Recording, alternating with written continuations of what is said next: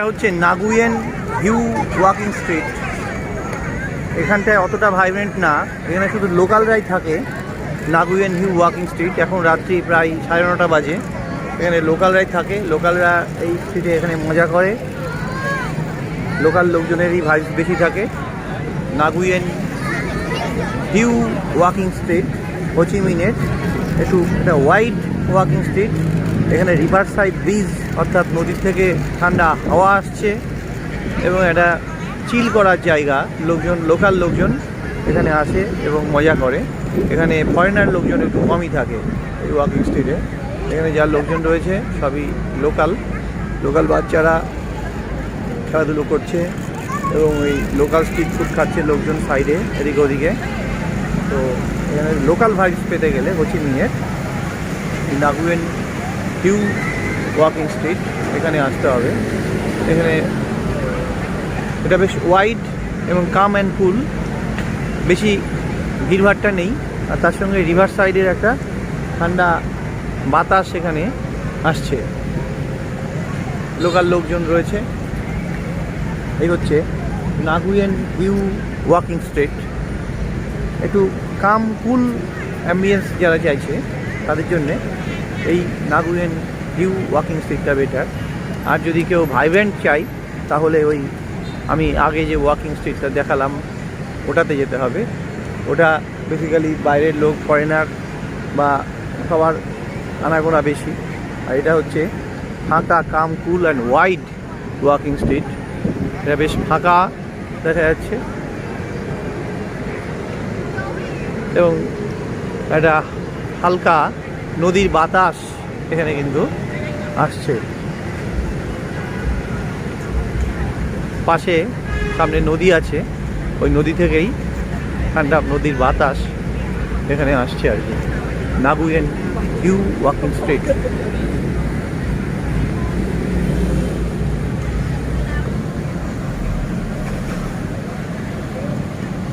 Local লোকজন বসে আছে সব, চারিদিকে অবস্থা খুব বড় বড় বাড়িঘর, স্কাইস্ক্র্যাপার বিল্ডিং চারিদিকেই, উঁচু উঁচু স্কাইস্ক্র্যাপার বিল্ডিং। এসব বিল্ডিং অনেক কিছু। রাস্তাতেও প্রচণ্ড জোরে জোরে বাইক বেরিয়ে যাচ্ছে দুপাশ দিয়েই, রাস্তা দুপাশ দিয়েই প্রচুর জোরে। রাস্তা ক্রস করাও খুব ডিফিকাল্ট। এদিকের লোকেরা এরা ইজিলি ক্রস করে যাচ্ছে, আমার পক্ষে একটু শক্ত হচ্ছে। এরা কিন্তু এই বাইকের মধ্যে দিয়ে পট করে কি সুন্দর করে একটা ক্রস করে বেরিয়ে চলে যাচ্ছে। মানে they are quite accustomed to cross this types of busy streets. আমার পক্ষে একটু কষ্টই হচ্ছে। আর অনেক চওড়া চওড়া রাস্তা, তো কোন দিক থেকে কখন যে গাড়ি চলে আসে। তবে একটা সুবিধে যে খুব জোরে কেউ গাড়ি চালায় না, খুব হাই স্পিডে কেউ চালায় না, সবাই একটা লিমিটেড স্পিডের মধ্যে রাখে। এটা একটা ভিয়েতনামে। আর রাস্তাগুলো খুব চওড়া হওয়াতে অতটা যানজট হয় না, এটা একটা বিশাল সুবিধে গিয়েছে। আমার লম্বা ভিয়েতনাম ট্যুর এটা শেষের মুখে। এত লম্বা ট্যুর বাঙালিরা সাধারণত করে না, এটা একমাত্র বিদেশি সাহেবেরা কিন্তু আমার মতো এত লম্বা ট্যুর 40-45 দিনের ট্যুর করে। আমি ভিয়েতনামে পুরো ভিয়েতনাম শহরটা, ভিয়েতনাম রাজ্য দেশটাকে একদম হ্যানয় টু হোচিমিন এবং ভিয়েতনামের যে দ্বীপ আছে ফুকক, সবটা নিয়ে সবটা কভার করে আমি ট্রিপ করেছি এবং সময় দিয়ে দিয়ে পুরো ভিয়েতনামের ভাইবসটা আমি নিয়েছি। ফলে আমার একটা ওভারঅল আইডিয়া হয়েছে ভিয়েতনামের পুরো দেশ সম্পর্কে। এবং এত খুঁটিয়ে কিন্তু আমি আমাদের দেশটাকেও দেখিনি বলা যায়। ভিয়েতনামটা আমি যেভাবে দেখলাম, এখানে সব লোকাল লোকজনই বসে রয়েছে। এখন রাত 10টা। এটা হচ্ছে এর ভিউজ, নাগুয়েন ভিউ ওয়াকিং স্ট্রিট। ভিয়েতনামে এখন ইন্ডিয়ান ট্যুরিস্ট আস্তে আস্তে বাড়ছে। আগে ইন্ডিয়ান ট্যুরিস্ট প্রায় ছিল না। আগে কোরিয়ান, রাশিয়ান, জাপানিজ এইসব ট্যুরিস্টই এখানে বেশি আসতো। কিন্তু অফ লেট প্রচুর ইন্ডিয়ান ট্যুরিস্ট ভিয়েতনামে আসছে এবং ভবিষ্যতে আরও বাড়বে। ভিয়েতনাম খুবই একটা ট্যুরিস্ট ফ্রেন্ডলি একটা দেশ এবং এটা বলতেই হবে যে থাইল্যান্ডের থেকে ভিয়েতনাম সব দিক দিয়েই ট্যুরিজমের দিক থেকে বেটার একটা দেশ। এবং ইন ফিউচার ভিয়েতনাম থাইল্যান্ডকে পেছনে ফেলে ট্যুরিজমেও এগিয়ে যাবে। এ ব্যাপারে কোনো সন্দেহ নেই, কারণ ভিয়েতনামের যে বিউটি, ন্যাচারাল বিউটি, থাইল্যান্ডের কিন্তু সেই ন্যাচারাল বিউটি নেই। থাইল্যান্ডে শুধু সি বিচ এটাই রয়েছে, সুন্দর সমুদ্র, নীল জলের, এটাই থাইল্যান্ডের মেন ব্যাপার।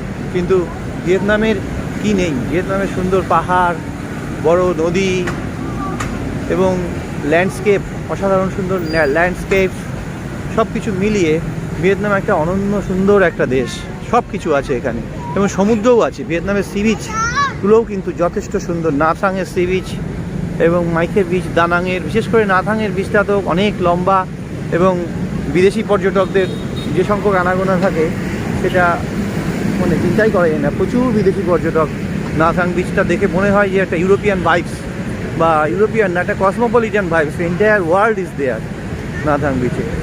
তো এটা আস্তে আস্তে ভিয়েতনামে আরেকটা জিনিস হচ্ছে, ভিয়েতনামের বাস সার্ভিসটাও খুব সুন্দর।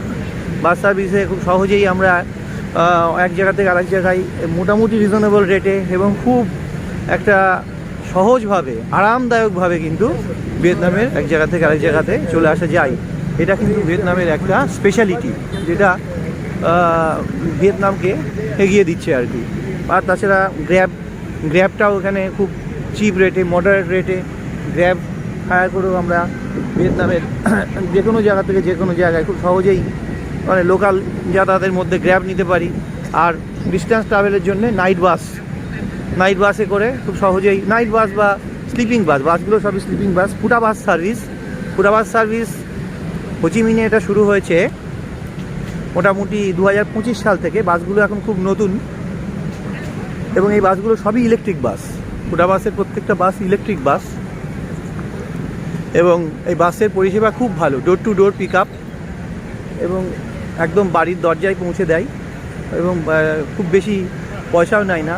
পরিষেবা খুব ভালো এবং ফুটা বাস এটা ইলেকট্রিক ভেহিকেল।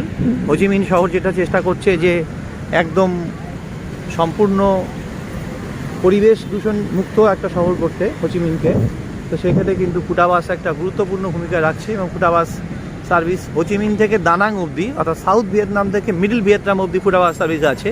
হ্যানয় থেকে দানাং অবধি নর্থ ভিয়েতনামে কিন্তু ফুটা বাস সার্ভিসের এখনও অতটা আমি দেখিনি এবং এই জন্যে সাউথ ভিয়েতনামে আমার যাতায়াত করতে অনেকটা বেশি সুবিধে হয়েছে নর্থ ভিয়েতনামের থেকে। নর্থ ভিয়েতনামের দিকে বাসগুলো একটা নির্দিষ্ট জায়গা থেকে ছাড়ে এবং সেখানে তার থেকে ফুটা বাস কম্পারেটিভলি বেটার সার্ভিস দিচ্ছে বলে আমার মনে হয়েছে। এমনি এখানে ভিয়েতনামের ট্রেন সার্ভিস খুব কস্টলি এবং ট্রেন সার্ভিস সেইভাবে নেই এবং এর জন্যে সবসময় বেটার যে ভিয়েতনামে বাস সার্ভিসটাকেই অ্যাভেল করা এক জায়গাতে আরেক জায়গায় যাওয়ার।